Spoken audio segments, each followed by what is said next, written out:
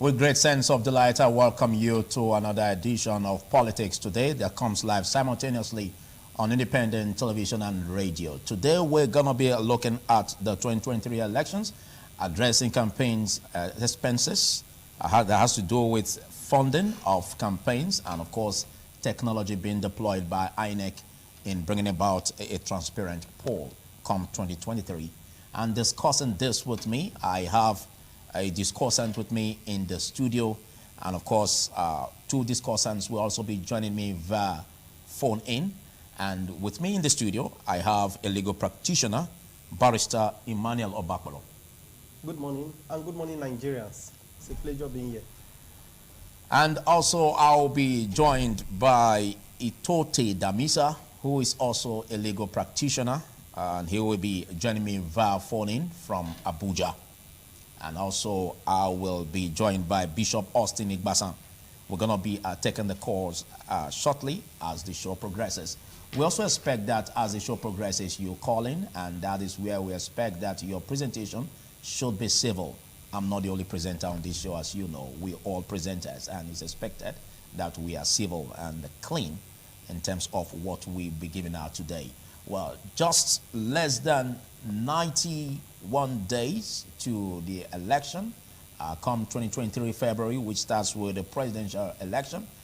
We have a lot that has to do with how the electoral umpire, INEC, can manage the polls, most especially as we're taking time to look at the aspect of funding of campaigns and election expenses.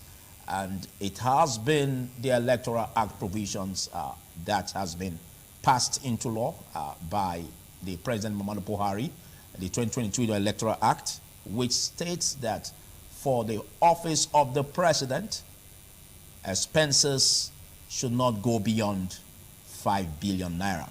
And we have a ceiling for that of the governorship seat, which is 1 billion naira. And we're going to be having this as we progress, and we're going to be calling out a number that you can use to activate your response. My name is Philip Omo Gupon. And quickly, let's get your reaction to this, because just recently, the INEC body reiterated its commitment to ensure that it deals with or tackle those who violate the Electoral Act as it pertains to political parties and their candidates, as it relates to spending in terms of election expenses and campaigns. What do you have to make in this direction? Good morning again, Nigerians. INEC, that is the Independent National Electoral Commission, has over the time, particularly at this epoch, assured Nigerians of their vehement stand on ensuring that there is a free, fair, and credible elections come 2023 general elections. And as it stands just now, the ultimate that Nigerians anticipate from INEC and also from the politicians is that the elections, the general elections come 2023 must be free, fair, and credible. Outside that, I do not think that Nigerians would welcome any other manipulation. And as it may be, or as it is just now, INEC has continuously assured us, wherein information has it, according to Festus Okoye, that INEC has will deploy over 200,000 bimodal voters accreditation system machines, yes, okay, what is known as BVAS, that they will deploy to the 176,000 polling units across the nation. Now, we have seen their assurance. We have no choice but to accept their assurance. But also, the country is barricaded with a lot of challenges just now that may or may not hamper or temper or destroy or mad the forthcoming 2023 general elections. You and I know, and it is on public domain, security is an issue. And also, we now see a situation where a lot of assurances are coming, but some of these challenges, we've not seen them disappeared. Okay. Rather, we are still faced with them. Okay. So the possibility of us asking too many questions that are begging for answers is there. We have reports which stated that even at the 2019 elections, presidential race, the major political parties like the APC and the PDP exceeded the limit of 1 billion. For the APC, reports have it that they spent about 4.6 billion, and that of the PDP spent about 3.3 billion. Now, INEC is at it again to ensure that they curtail their spending limit.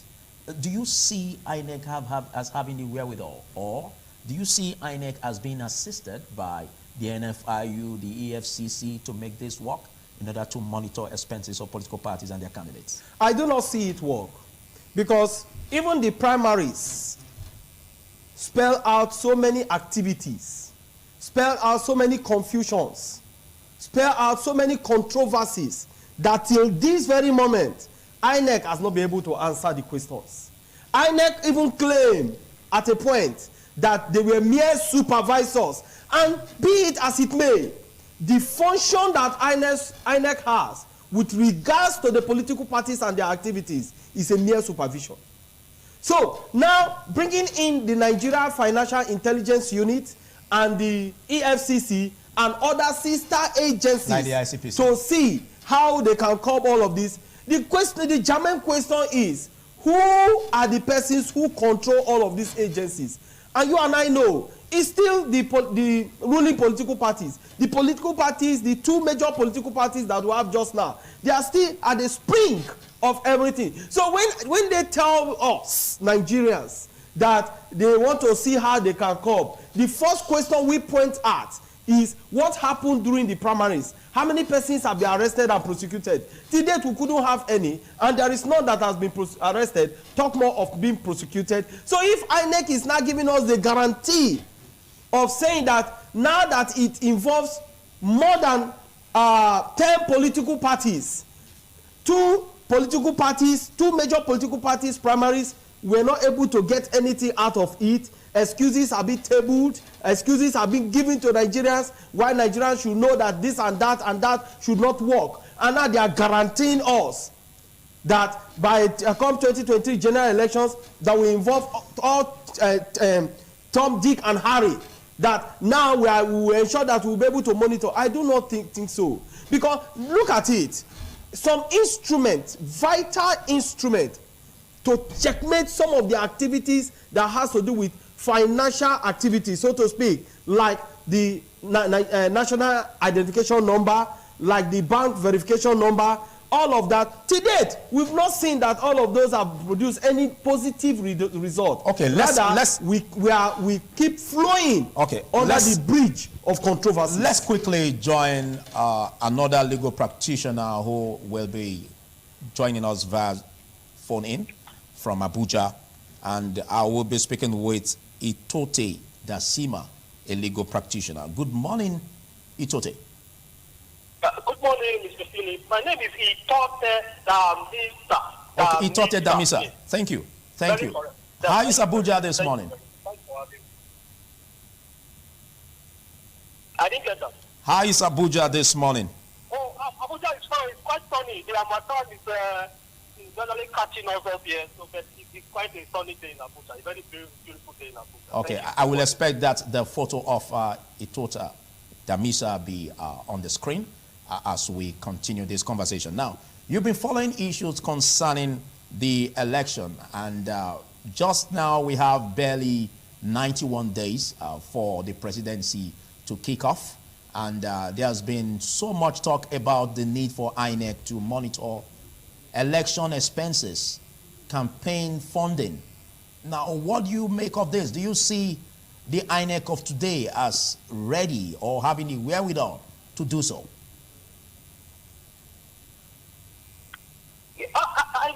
Thank you for that question. And, well, the honest truth is that one of the major challenges facing the Nigerian electoral system is that it is highly monetized. has become the prevailing issue in our electoral system. People no longer look at competence, people no longer look at accountability, integrity, and otherwise. So money is an issue, but of course we must not, pretend and be pretentious over this matter. Money is important in politics. Campaigns, electioneering campaigns are quite expensive. So whether or not the NEC is ready or ready to monitor expenses is another issue entirely. Now, you are aware that INEC has, the Electoral Act has provided for the threshold. There's a threshold, there's a limit to campaign finance by financing. Yes. Under Section 8 of the Electoral Act, from step 1 to Section 8, they said clearly the threshold for electoral campaign. The president has been increased from 1 billion under the Electoral Act of 2010 to about 5 billion naira now. Now the truth is that INEC is like a bulldog that cannot bark.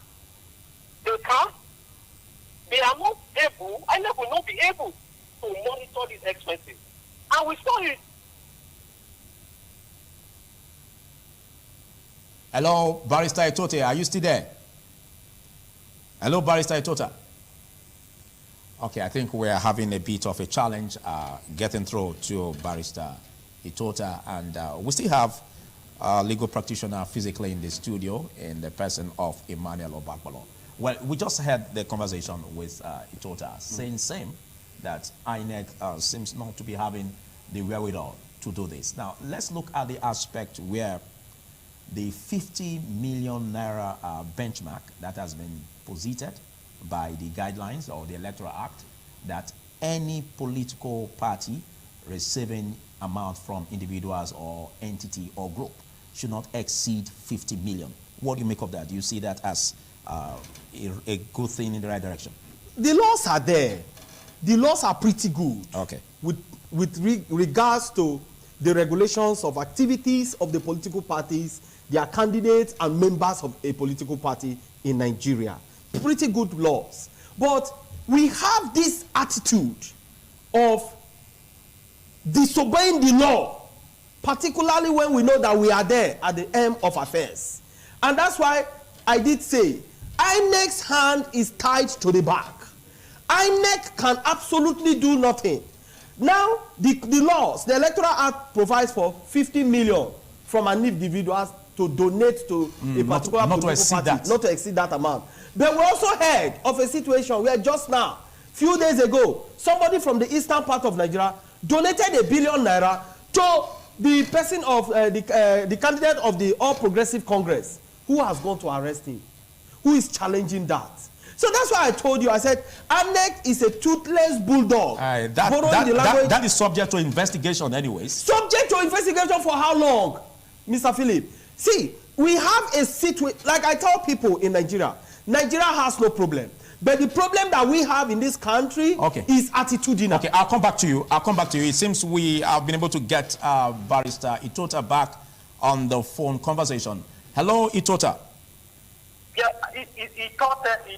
Okay, Barrister Itote, thank you. I lost the conversation. We lost that conversation with you not quite long, but good to have you join us again. Now, finish on that point. You were saying, can you hear me, please? You were saying that INEC is somehow handicapped in really pursuing this to a logical conclusion where the issues of violators in this regard can be tackled. Now, do you see it as a hopeless situation? Is that what you're suggesting?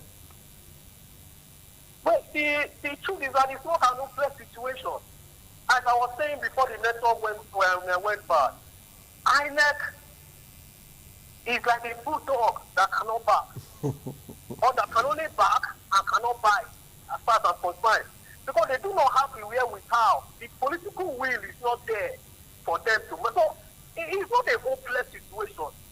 INEC can devise means of tracking the financing of your political parties. So INEC should work in collaboration with ICPC, ELCC, and other security agencies. And these agencies must also not be compromised in one way or the other. So if we are willing and ready to make our electoral laws work in Nigeria, it will work. The political elite must also be willing to play by the rules. Now, you are seeing what is happening. People are not playing by the rules. People are not playing, in consonance with our laws in Nigeria.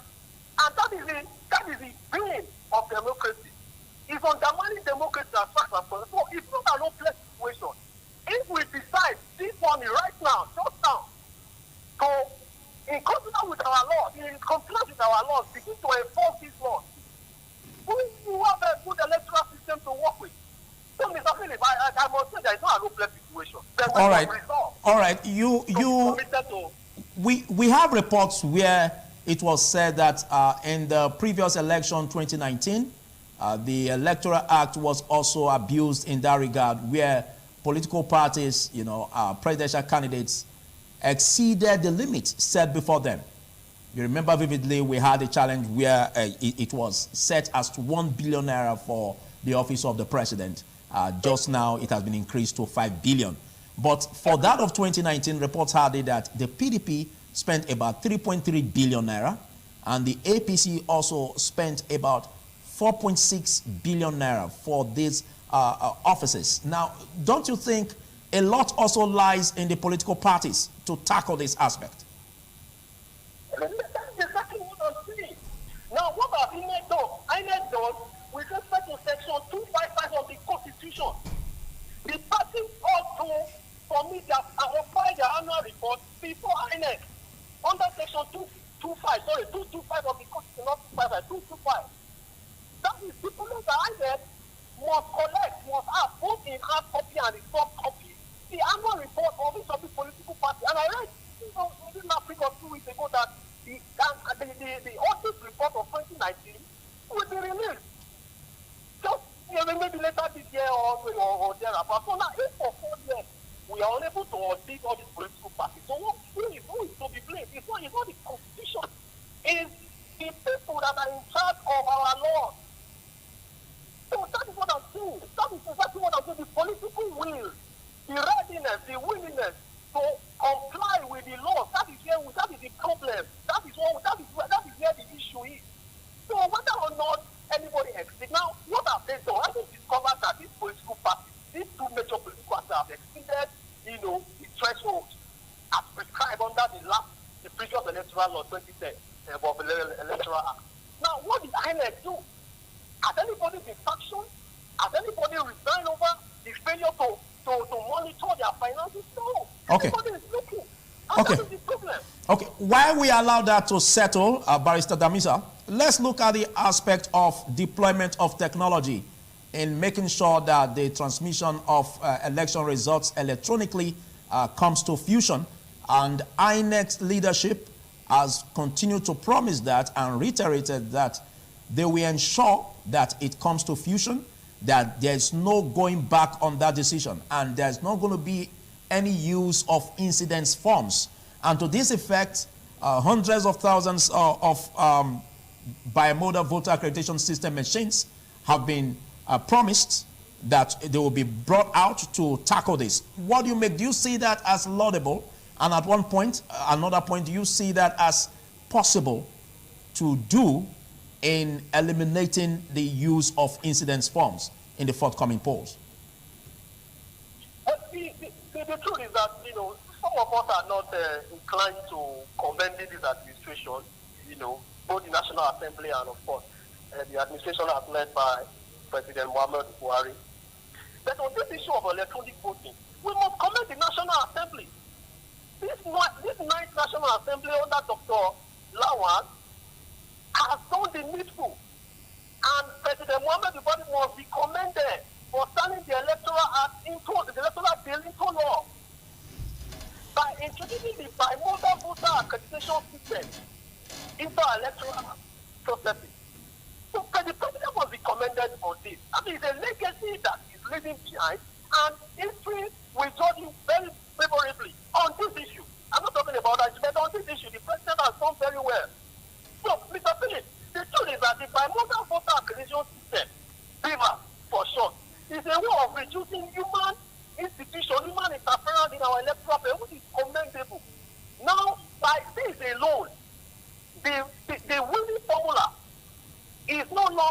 the collation center, right at the polling unit. Because it is multifunctional. This is multifunctional. It has more than dual purposes. So it has reduced human interference. It's a good way to start in reducing incidents from and all of that. So my take is that it is highly commendable. It is laudable. We must commend the administration on this. Now the question again is that, are we going to use this? Is it going to function well? Do we have the technological know-how to make sure that this if deployed, will function properly? What is the backup plan by INEC? Should it fail, or should anybody attempt to hack the system? You know, we have people who are very good, who are savvy in the technology. They may decide to interfere with it. What is on ground to prevent such human interference? So the people have come to see as far as concerned, and INEC must be encouraged to insist on it. I'm aware from political parties, the ruling party, are trying to, bring INEC to jettison this. But no, INEC must insist. We must insist as Nigerians that people should be used. And that is the power we have as electorate in this country. That elections will no longer be won, on the whims of caprices of some politicians. The right and the polling unit are not on the social media as far as I'm concerned. Okay. Barrister Damisa, before I let you go on this, quickly, this last one, let's look at the aspect of the possible hacking of the portal of the INEC as relates to transmission of results electronically. We've had that in the past, and we are hoping that there will be improvement in terms of upgrade on the data centers of INEC in this regard. Do you have any worries in this? We must, technological advancement is dynamic. It is dynamic. You can't say there will not be interference in one way or the other. Then we must have mechanism in place to checkmate any potential interference or real interference as it were. So I have my fears as to that too. I have my fears. Will it work? We get the interference even within the internal workings of officials of INEC. We have seen where the allegations of the INEC officials registering under age quota in Kano and various places. We have seen it. So will the INEC staff first, the staff of INEC, will they allow the system to work? If yes, now what is on ground to ensure that there will not be external interference into the system by way of hacking? So we must begin to question INEC. Now we have agreed that people have come to stay, or electronic transmission of results have come to stay. Now the next thing is that what are you going to do to ensure there is no external interference that will compromise our results or the electoral system? So that is my fear. So just like you, I have my fear too. But INEC has given the promise. INEC has given the promise that is going to improve or upgrade the data centers in respect of ensuring that this menace doesn't occur. Well, I will not work with promissory notes. I will never work with promissory notes, especially not under this administration. They made a lot of promises that they have failed. So why will not believe them now? They are in the system. So we must see real commitment. Real commitment must be shown. Accountability must be shown. We must see it. We must feel it. All right, thank you.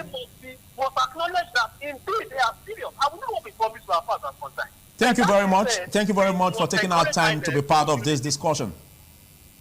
Thank you very much. All right, that was the voice of Barrister Itote Damisa, all the way from Abuja, and he made his comment, and his opinion are purely his and not that of independent television and radio. Back to you, Emmanuel Obakolo. We made some issues concerning the technology that will be deployed. And before we joined Damisa, you were even talking about the machines that will be deployed in terms of the huge number. Now, what are your fears in that regard? I have fears because as technological and scientific as America, the last election we saw where the person of former president of America, Donald Trump, complained that the electronic aspect of it was hijacked. We saw the man raising that concern, that argument. And now talk more of a country, a situation where it's either you hear no network, it's either you hear no power, NEPA or whatever, BVN or whatever, BEDC, they've done with delight. A country where, like I raised ab initio, where we have security challenges. 1, 2, a country where the politicians have deliberately weaponized poverty. Then when you 3, say the politicians, is that not too general? politicians. Or you want to say some politicians? Generically, politicians have weaponized poverty. Then 3, the pretty laws that are there are flagrantly disobeyed. And now you want things to turn out well in that kind of system. To my mind, that will be a mere dream. It will be a fairy tale told in Alice in Wonderland. That is what we are going to see. So that's why, to my mind, I begin to look at, we are worried. Many Nigerians are worried about the forthcoming elections, because if you see some of the arrogance displayed by even some of the candidates, we just this week we heard when the former secretary to the federal government was in one of your sister studio, said, and I quote, that the candidate of the All Progressive Party told them that going to the eastern part of Nigeria to campaign is a waste of time and money. So you now discover that the average Nigerian politician knows that the people of Nigeria are poor. We have weaponized poverty and impoverished the people, and so we needed a lot of money to amass so that we cannot spend. And now you now say that that the forthcoming election should be void of financial abracadabra or financial givings or financial stand. You may not be fair to the situation on ground, because the plight of the average Nigerian today is terrible. And so even the people, we see persons coming on air to canvass, take the money and vote your conscience. And the question I ask, how can you not take money and not vote your conscience? Where is that conscience? After receiving the money, the conscience is naturally dead. So we want a situation, just as the assurance or assurances, as the case may be, that INEC has given to Nigerians, we want them coming in, we want to see them come into fruition and not mere utopian assurances. So looking at the situation just now, I must tell you, I am afraid, because the situation does not present a favorable one. Thank you so much for taking our time to be part of this. As the show progresses, I did say that we're going to be taking calls from you, and it's expected that the number will be displayed on the screen. As we visualize that on the screen, we're going to be calling the number for our listeners on independent radio to call in and make their contributions known in this regard. I also said that we will be reaching out to Bishop Austin Igbasan. That will be joining us via phone in, and as we quickly establish that, we'll be bringing that to you. Now, let's look at this. The electorate, it's all about the electorate taking a decision to bring about a viral leadership come 2023. And now, what do you see as the readiness of the electorate, looking at the churn out of huge numbers of persons that came out for registration, and also that are showing interest in what happens after this year, coming 2023 elections? It's just more than what the electorate can do just now, or more than just going around the electorate. It is all about the life and destiny of Nigerians. Particularly with this present administration, Nigerians have been so hurt, Nigerians have been so injured, Nigerians have been so destabilized. Well, you can't say particularly with this present administration, though that's your opinion. I said, but generically, politicians. We've had these challenges even in previous administrations. We do, but the situation just now is not the one that you can even dream of comparing with the past situations. No, people are even canvassing, Nigerians are canvassing, I inclusive, that this administration should take us to where they met us. In a situation where people are not canvassing for that, that is to tell you that this one is more or less hell on earth. Nigerians are in pain. So Nigerians want to take their destiny in their hands. And that is why, with the assurances given to Nigerians by the Independent National Electoral Commission, that is, if they are independent as it is, Nigerians want a situation where there will be not just free, not just fair, but a credible election. The election should be credible. The election should be accepted by Nigerians. The election should be free and fair. The election should be devoid of any form of abracadabra. The election should not be the more you see, the more you look, the less you see. That is not the kind of election we will. And as it stands, some African countries have shown us the way. For instance, in Kenya, we saw where an opposition won the election, and that even the Supreme Court now said, no, this man won the election. That is a situation where we want to see. We don't want a situation where the election will be manipulated. Okay. We just talk of hacking. Okay. It's a person. We have a caller. Hello, good morning, caller. Tell us your name. Hello, good morning. Where you're calling from. Hello, good evening. This is the petition for Pasak Moba. The name again, please. This is the petition for Pasak Moba. Okay, go ahead with your contribution on the program. The only thing I want to ask is this. But the way I know, they said that there were servants, and we are the one who is the leader. But why now they told the thing upside down? They are not claiming themselves as the leader. Is that the reason why you called? You just want to ask that question? Thank you. I take that as your contribution on this. The number to call will be visualized on the screen, but I don't know how long it's going to take to appear on the screen. But as soon as we get it on the screen, we will verbalize it for our listeners on independent radio to join us. The number is 0708-365-1320.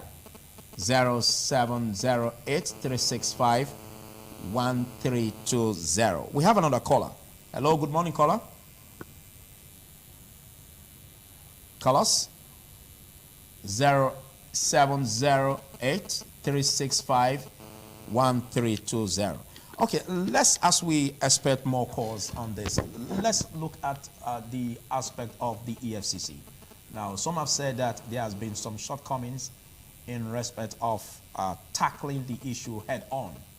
We can't forget vividly what transpired in the party primaries. Now, what do you make of this in terms of giving the EFCC a push to help in this regard? The FCC is under the spring of the president, is directly under the office of the president. And to my mind, I do not see the AFCC making any special contribution or any special effort or any of their activity or of its rather activity that will now make Nigerians to believe that the EFCC is functional. Are you saying that there's no hope coming from that direction? As at the bet stage of the EFCC, we saw the functionality of the EFCC. We saw how the EFCC were able to get some of the politicians, prosecute them, and were able to get results of sentence on them. But today, it's just mere of gainsaying, mere of noise making. That is to say, even some of the politicians that the EFCC in those days were able to prosecute, we now saw a situation where they were still granted presidential pardon, and many of them were now brought into the All Progressive Congress as party members. So in this kind of situation where the EFCC will fight hard to ensure that they bring people to book, they bring politicians who have one or two questions to answer, they bring them to book, and at the end of the day, prosecution were made, and the persons were sentenced. Then the overriding supreme power, so to speak, of the president will now be visited on those persons, and those persons will be granted presidential pardon. And before you know, those persons will be recruited into the president's party. You begin to wonder that in a situation like that, in a country like that, in a system like that, what more do you want from the EFCC? So the EFCC itself may be saying, look, even if we put so much effort, at the end of the day, our effort will amount to an exercise in futility. So I, for one, do not see the EFCC doing any magic. We are being joined by Bishop Austin Igbasan. Good morning, Bishop. Good morning, sir. Okay, well, I know you've been following us on the program, Politics Today, and there are issues concerning how to make it count for the INEC to monitor through the mandate of ensuring that the political parties and their candidates comply and adhere to the Electoral Act as it applies to election expenses and campaign funding. What are your thoughts in this regard? It is very difficult for INEC. I am of the opinion that INEC does not have what it takes to monitor the expenses of the party. So I think INEC should concentrate on their beavers, because there is a way the politicians go around their vote buying. Some buy vote a day before the election. If INEC want to put the responsibility of monitoring the financing of the party, it is going to be a cumbersome assignment. It is just an exercise in futility. I'm of the opinion that INEC does not have what it takes to be able to monitor the amount a political party will spend on election. Let's look at what was the role of the INEC when they were doing primary. INEC was there. They were sharing dollars and the presidential primary of all the parties. All of them spend humongous amount of money. So I think that INEC should zero themselves on the issue of beavers, how they will make accreditation, and that people will not bypass it. That should be their major concern. If they cannot monitor the primary that they were seated there, and people are sharing dollars. How many persons were arrested in this last presidential primary? Nobody was arrested by INEC. People were sharing money. Some people were recording themselves with their video. Some persons were recorded. How many persons were arrested by EFCC, ICPC over vote buying for the presidential primary of each of the political parties? So if INEC sat down and in their presence money is being shared in hard currency and they were not able to do something, what are the facilities or the equipment that INEC have to be able to monitor how much a political party is spending?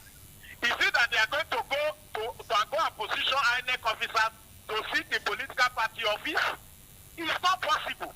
They are just trying to hide themselves. I think they should zero down on the work of the beavers, so that there will not be issue of ballot snatching of ballot balls or taking away ballot papers, so that accreditation and everything about the beavers will be able to work well, that the beavers will not fail, and in a situation where there is a failure, there will be a backup. That is what INEC should zero themselves on. They cannot monitor the expenses of the party, because don't forget that the money that politicians are giving, they don't collect receipt for it. The money they use to buy votes is not the money you use to buy something in a shopping mall. So it is an exercise that cannot work. So INEC should not add additional burden to themselves, because they knew that it is something they cannot do. If they want the finance of the political party to be monitored, ICPC, EFCC, NFIU, these are organs that are sent to monitor financial activity and financial crime. Let them zero down this assignment on the head of these organs. And I tell you that even EFCC, ICPC, all of them can't monitor the expenses, because the politicians we are talking, they are very smart set of people. They are not going to send money through, they are not going to transfer money into your account to be able to say, oh, you are going to be my man on ground. You are going to cover only a market to ring road. So I'm transferring 1 million. I'm transferring 5 million to your account. They are not going to do it. Every money they spend, you take it by hand. So how is INEC going to be going from house to house to go and monitor how much is being spent? Or the agent of each political party and agent of politicians that will be in charge of all jurisdiction that they need to cover. How are they going to monitor it? So I think it is an exercise in futility. INEC should not add an additional headache to themselves. Okay. Because we are talking today, INEC officers are bypassing beavers. Wherein you see 800 people accredited. But the time people will vote, we see 1,200 voted in a place where 800 persons were accredited. So INEC should look at the loophole and the leakages in their operation, not talking about how to monitor the finances of political parties. Okay, It cannot work. let's... Even EFCC and ICPC cannot do that successfully, because there is bias. Okay. The officers in charge are biased, and they are not going to come out with the true color. So I think that the issue of beavers, how beavers will not fail, how their officers that are going to be in the polling booth will do the needful to make sure that the beavers work effectively, and where the beavers fail, let there be a backup to all the places where the beavers machines have been set on fire. Thank How you. they will make sure they get more supply and be able to test run all these equipment so that they will not fail on election day. Thank you very much, Bishop Austin Igbasan, for your articulation in that regard. And that was the voice of Bishop Austin Igbasan, a public affairs analyst and human rights activist, and is also the senior pastor of Sword of Liberation Bible Church. Well, we're going to be taking more calls as we expect that you are civil in your presentation. Good morning, caller. Please ensure you reduce the audio level on your radio set. Can you please turn down the volume on your TV? Hello? Can you hear me? We lost a call. Please do well to call us and ensure as you call us, you turn down the volume on your devices so that we don't have echoes at the background. Well, as we expect more calls, let's look at the points that has been so far spoken on, most especially as regards to the technology. And there is this fear that transmission of election results electronically could be hampered by hacking activities. What do you make of that? And what is your advice to INEC just now in averting that? We cannot remove that in its entirety, because we've seen that even the Western powers or in the Western world, allegations of such were raised, though they were played down. Okay, I'll come back to you. You still have the floor, but let's quickly take this call. Good morning, caller. Hello, good morning, sir. What's your name and where are you calling from quickly? My name is Harrison, Mr. Nigeria. Harrison, welcome to the show. Quickly, make your contribution. Thank you, sir. Yeah, what I want to add, sir, is this. If they want to make everything electronic, let them allow the voters to use their phone to record whatever will happen in that premises. Because the previous election, they will tell you, yeah, no, you are not allowed to use your phone, you are not allowed to use your camera. How will you ensure that everything is free and there won't be fraud? When they allow voters, if they say every polling unit, they can assign one person to do it, like in my place where I vote, I can volunteer to do it. I will record everything that happens there. If they say it's electronic and they want to use everything, transmission of a result, all right, thank you. They should allow this from polling unit. Thank you, Harrison, for that wonderful contribution. And we still expect another call so that we can round off on this. But while we expect that call, let's have you. You have the floor. Yes, I said in the kind of situation we find ourselves just now, INEC or the as regards of the hacking, hacking. Yes, how to ensure that it's not tampered with. It's higher, because though INEC has given us some assurances that they will have some technicians. They will upgrade their data centers. Yes, they will do this, they will do that. Even as it stands just now, we have 176,000 polling units, and INEC is deploying over 200,000 BVAS machines. So all of these are good assurances. But how will it work? The how question has been the problem of Nigeria. And that is why you see just now, many Nigerians do not even believe in what we call the system, because we do not have any system in place. Okay, the system ought to be there to checkmate itself. Okay, I'll come back to you. Let's take this call. Hello, good morning, caller. Hello, good morning. Your contribution. First, tell us your name and where you're calling from and kickstart your contribution. I'm Comrade Martin Simerion. You're calling from? Calling from Benin City. Okay, go ahead with your contribution quickly. Yeah, I have listened to you keenly, and your presenter, your guest there has deposited well. I want to say without any equivocation that it is only those that have not stayed in Nigeria that will believe what those at the head of our affair are saying, especially when it comes to election, based on our past experiences. I want to tell you that there is a popular saying that whosoever pays the piper, he tells the truth. I pray it should not be the case vis-a-vis with INEC and the federal government. I am praying that this INEC chairman stand his feet and write his name in the sand of time as one of the INEC chairman that have conducted the best election since the history of Nigeria. Let me also say that if a governor or a state governor who we voted for, who we entrusted our common patrimony under their care, can hide COVID-19 palliative material when we are hungry, die in hunger, who can you trust any longer? We are like dancing Thomas in this part of this country. Thank you for your points. You've articulated your points enough. Big thanks for taking our time to be part of this. Well, a lot has been said here, and there seems not to be trust on the electoral process. But we believe just now that the electoral umpire will be able to deliver on that. What's your advice as well? First, there is no trust. Nigerians don't have trust on the leaders, on the politicians. Because we believe this is a country where you can't say Nigerians. You can't just Nigerians generalize. don't. I have a problem with you generalizing. Yes, Nigerians don't see.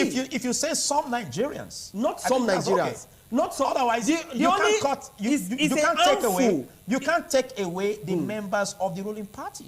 Good. That we say they have. Even members of the ruling party are getting the heat hotter than myself. Members of the ruling party. However, I may agree with you that some of the beneficiaries are happy with the situation because they are beneficiaries. But in a situation where out of 100%, you have 95 shouting, what do you call that? How did you take the statistics to know that it was 95? Mr. Philip, I think that's where I even said, you here for in us the to studio, speak on this, we should have verifiable figures. How do you verify, Mr. Philip? Even you in the studio. I remember despite the fact that you are smartly dressed. But I'm not on trial, am I? You are still on trial. Despite the fact that you are smartly dressed, the heat is there. You just will only use your clothes to cover the heat. Seriously. That is not to say that things are not going well. However, Nigerians are people who believe in the Almighty God, the ability of the Supreme God. But be it as it may, the system just now is questionable. Like I always say, show me the foundation of something. If you tell me that, we are going to progress from line A to line B, I will say, please show me the foundation in line A. All right. By the time you show me that foundation, you will convince and confuse me that really we are going to progress from line A to line B. But the situation we have just now, a situation where ethnicity has a very high role to play. A situation where religion has a high role to play. Mind you, the same faith ticket is still there. The question is pending. Okay, thank you so much. People are still asking the question. Thank you so much, Emmanuel Obakpolo, and thank you for your time, for your voice on this, and your energy and money resources generally. We must say that we appreciate your good works in this regard. Well, big thanks to our listeners on Independent Radio, and we just can't take more than what we've taken so far. And big thanks to our viewers on Independent Television. We'll do this same time next week. I am Philip Omo Gupon.